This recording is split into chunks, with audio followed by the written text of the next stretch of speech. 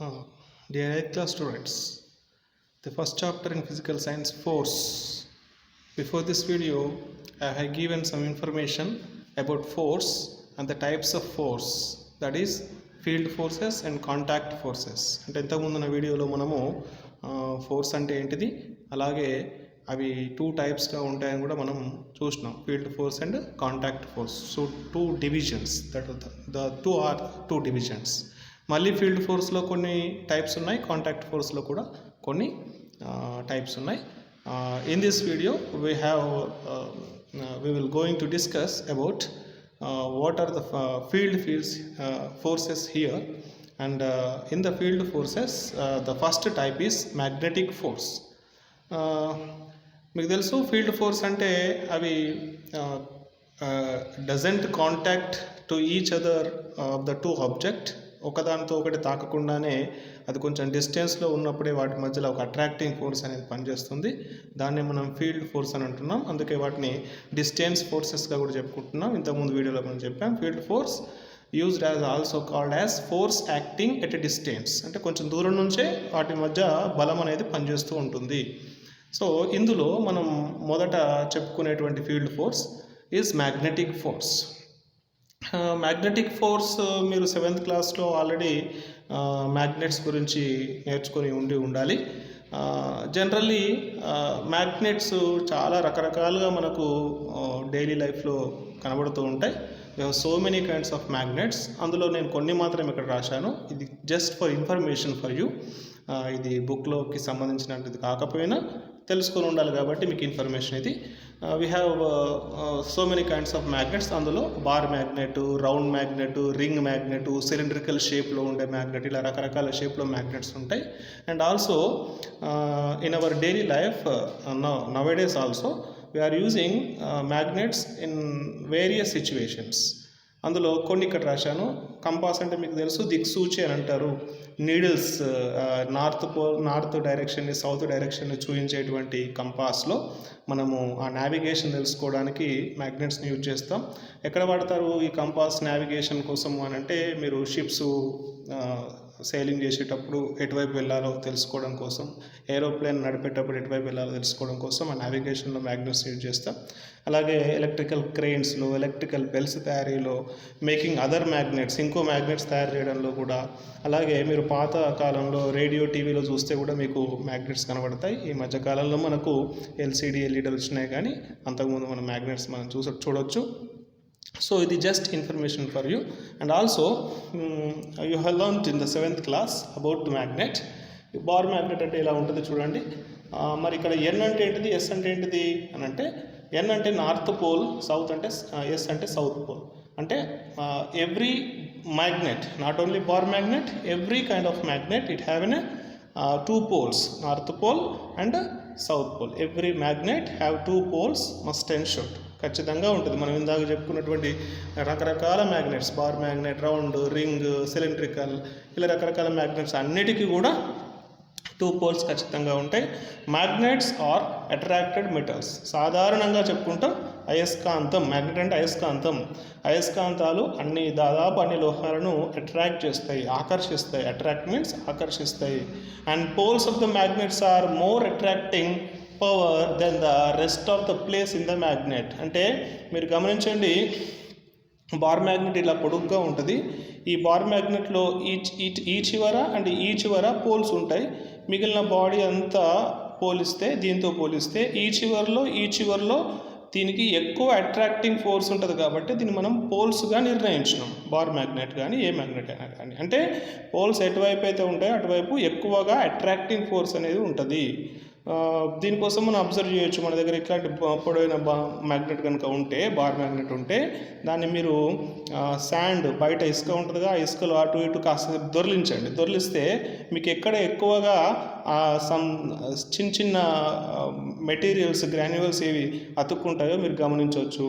లేదా iron powder లాంటిది ఏమైనా దొరికితే, అంటే ఇనుప పౌడర్ లాంటిది దొరికితే ఆ వాటిలో అయస్కాంతాన్ని, ఇట్లాంటి అయస్కాంతాన్ని ఉంచినప్పుడు మీకు నార్త్ వైపు అంటే ఈ చివర్లో ఎక్కువగా అతుక్కున్నట్టుగా కనబడతాయి, అక్కడక్కడ అతుక్కున్నట్టుగా కనబడుతుంది. అంటే మ్యాగ్నెట్ అంతా అట్రాక్టింగ్ ఫోర్స్ పనిచేస్తుంది, కానీ ఈ పోల్స్ ఎక్కడైతే ఉంటాయో అటువైపు it have a more attracting power. అందుకే పోల్స్ అనేది మనం నిర్ణయించినాం. Okay, so every magnet have two poles, and poles have a more attracting power than the other rest place of the body.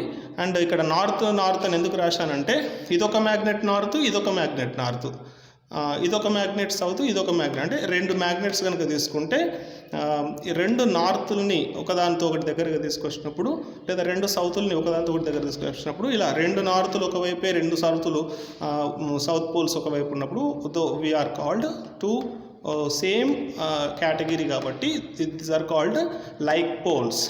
Okay, like poles. And ఒకవేళ ఒక north ఒక south, లేదా ఒక south ఒక నార్త్ ఉన్నప్పుడు we have called that unlike poles, అంటే different కేటగిరీలో ఉన్నాయి. సో అది ఇక్కడ నేను మీకు చూపిస్తున్నాను, చూడండి.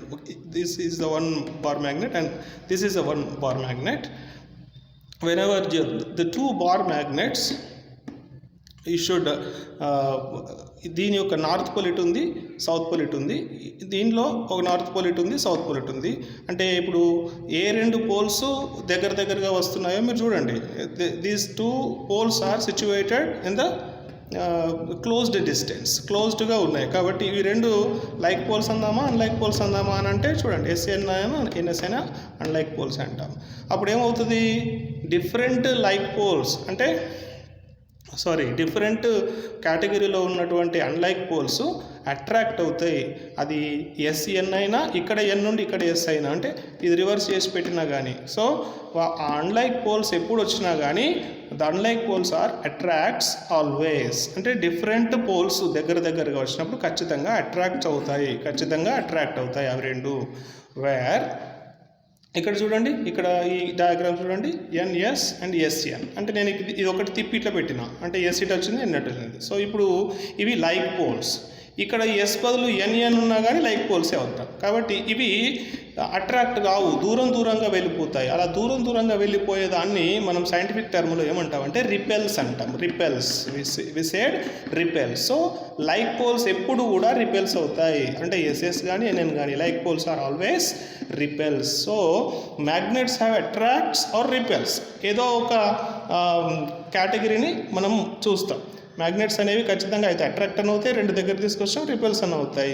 It depends on the which poles are situated to each other. ఒకదానితో ఒకటి ఏ పోల్స్ దగ్గరగా ఉన్నదాన్ని బట్టి అట్రాక్ట్ రిపెల్ అనేది మనం చూస్తాం. This is the general information we have already learn in the 7th class. అయినా మీకు ఒకసారి నేను రీకాల్ చేస్తున్నాను. ఇప్పుడు దీన్ని ఆధారంగా చేసుకొని మనం magnetic field and magnetic force అనేది మనం ఈ చాప్టర్లో ఏముందో చూద్దాం. From this information we can write the definition of magnetic force. See, so magnetic force is called the force between two magnets or between magnet and metal is called magnetic force. అంటే రెండు magnets కానీ లేదా మ్యాగ్నెట్కి మెటల్కి మధ్యలో ఉండేటువంటి force ఏదైతే ఉంటుందో ఆ attracting force ఆ రిపెల్స్ ఫోర్స్ని మనం మ్యాగ్నెటిక్ ఫోర్స్ అని అంటాము. We see the repels where it is between the two magnets in that's also in the like poles only. So magnetic force when the exerts from distance on the other object without contact. అంటే magnetic force పనిచేస్తుందనంటే అవి రెండు వస్తువులు, రెండు magnets కానీ magnet metal కానీ తాకవలసిన అవసరం లేదు. ఆ ఫోర్స్ అనేది కాంటాక్ట్ లేకుండానే ఆ రెండింటి మధ్యలో పనిచేస్తుంది. The magnetic force exerts from distance on the other object without contact. So that is called the distance force we have seen in the magnetic force. ఇప్పుడు దీంట్లోనే మనం మ్యాగ్నెటిక్ ఫోర్స్లోనే whenever the magnet మీరు ఒక you situated the magnet in one place on the table, ఆ magnet యొక్క పైన కింద ముందు వెనక అన్ని చోట్ల ఆ ఫోర్స్ కొంత దూరంలో పనిచేస్తుంది. Okay, so see here this is a bar magnet.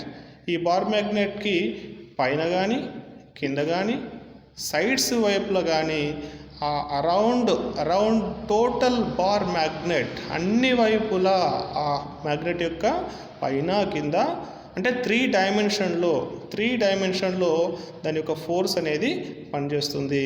అందుకే ఆ ఫోర్స్ ఎంత దూరం అయితే బార్ మ్యాగ్నెట్ చుట్టూ పనిచేస్తుందో ఆ మొత్తం ప్లేస్ని మనం మ్యాగ్నెటిక్ ఫీల్డ్ అంటాం. You see here in the diagram I draw it a bar magnet with poles north and south.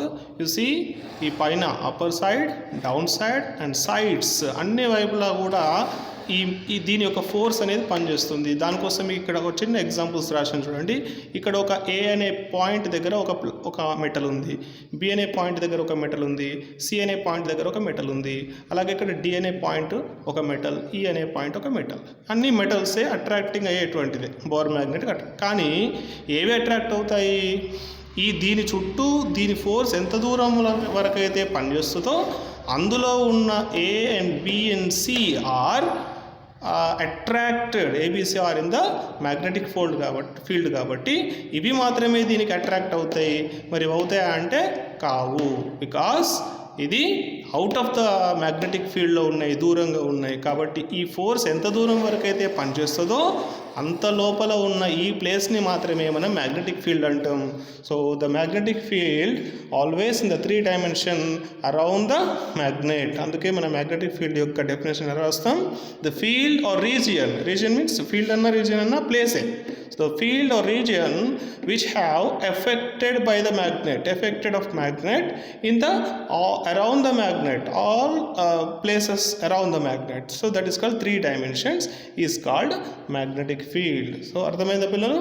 Magnetic field అంటే ఒక అయస్కాంతం చుట్టూ ఉన్నట్టు దాని ప్రభావము, అది ఎంత మేరకైతే దాని ప్రభావం ఉంటుందో ఆ ప్లేస్ అంతా కూడా మ్యాగ్నెటిక్ ఫీల్డే అని అంటాం.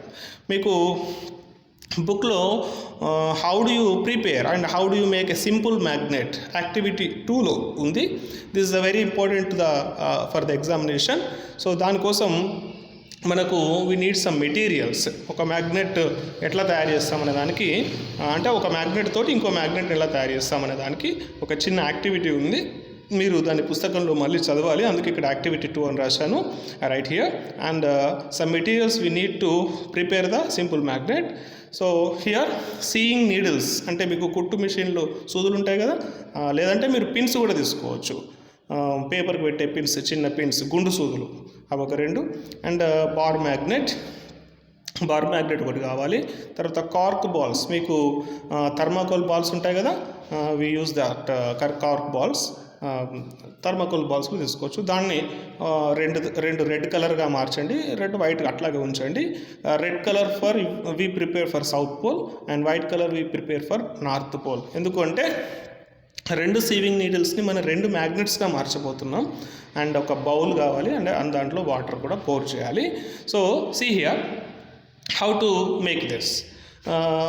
ముందు మనం sewing needles are the magnified అంటే మ్యాగ్నెట్గా సీవింగ్ నీడిల్స్ అనేవి మ్యాగ్నెట్సా? యాక్చువల్గా not at all. Sewing needles magnet కావు, but the sewing needles made by the metal to attract the bar magnet. అంటే అవి మ్యాగ్నెట్తో అట్రాక్ట్ అవ్వడానికి అవి మెటల్తో తయారు చేయబడి ఉంటాయి. కానీ అవి ఇప్పుడు మ్యాగ్నిఫైడ్ అయినాయా అంటే it is not magnetised. So మనం ఇప్పుడు వాటిని మ్యాగ్నటైజ్ చేస్తున్నాం. ఎలా చేయాలి? ఒక బార్ మ్యాగ్నెట్ తీసుకున్నాం కాబట్టి ఒక సీవింగ్ నీడిల్ని మన చేతిలో తీసుకోవాలి. We take one sewing needle and rub with the bar magnet from one end to another end. అంటే సీవింగ్ నీడిల్ ఇలా ఉంటుంది కదా, ఇలా ఉంటే మీరేం చేయాలి? ఈ చివరి నుంచి ఈ చివరికి బార్ మ్యాగ్నెట్తో నెమ్మదిగా రబ్ చేయాలి. ఓకే, అలా you took that action 10 times, 12 times or more than 12 times or 20 times. అలా ఒక నీడిల్ని బార్ మ్యాగ్నెట్తో వన్ ఎండ్ నుంచి ఇంకో ఎండ్ వరకు నెమ్మదిగా రుద్ది ఒక రెడ్ కలర్ సౌత్ పోల్ని, ఒక వైట్ కలర్ని నార్త్ పోల్గా మనం తీసుకున్నాం కాబట్టి రెడ్ కలర్ బాల్ని ఆ నీడిల్కి ఒకవైపు కూర్చోండి. అలాగే వైట్ కలర్ కార్క్ బాల్ని దానికి ఇంకొక వైపు కూర్చోండి. ఇప్పుడు రెడ్ కలర్ కూర్చున్న అది పుష్ చేసిన వైపు మనకు సౌత్ పోల్ అని, వైట్ కలర్ కార్క్ బాల్ ఉన్న వైపు నార్త్ పోల్ అని మనకు అర్థమవుతుంది. ఇప్పుడు ఇంకొక సీవింగ్ నీడిల్ తీసుకోండి, దాన్ని కూడా అలాగే బార్ మ్యాగ్నెట్ తోటి రబ్ చేయండి. రబ్ చేసిన తర్వాత మీ దగ్గర ఒక కంపాస్ కనుక ఉంటే ఆ కంపాస్ని దాని దగ్గరికి తీసుకురండి. దాని దగ్గర తీసుకొస్తే అంటే నీడిల్ దగ్గర తీసుకొస్తే ఎటువైపు నార్త్ పోల్ ఉంటే అటువైపు నార్త్ పోల్ చూపిస్తుంది, ఎటువైపు సౌత్ పోల్ ఉంటే అటువైపు సౌత్ పోల్ చూపిస్తుంది. అప్పుడు దానికి నార్త్ పోల్ వైపు వైట్ కలర్ కార్క్ని, అదర్ ఎండ్ని రెడ్ కలర్ కార్క్ బాల్తో గుచ్చి ఈ రెండింటిని ఒక బౌల్లో వాటర్ తీసుకొని ఆ రెండింటిని నెమ్మదిగా దాంట్లో జారవిడ్చండి. So you pour some water in the bowl and you put 2 sewing needles. ఇప్పుడు మ్యాగ్నెటైజ్డ్ అయినాయి ఇవి సీవింగ్ నీడిల్స్ అంటే ఇప్పుడు మ్యాగ్నెటైజ్డ్ అయినాయి. ఇంతకుముందు లేవు, మ్యాగ్నెట్తో మనం రబ్ చేయకముందు మ్యాగ్నెటైజ్డ్ లేవు. ఇప్పుడు మనకు మ్యాగ్నెటైజ్డ్ సీవింగ్ నీడిల్స్ ఉన్నాయి కాబట్టి we said the 2 sewing needles are made in the simple magnet.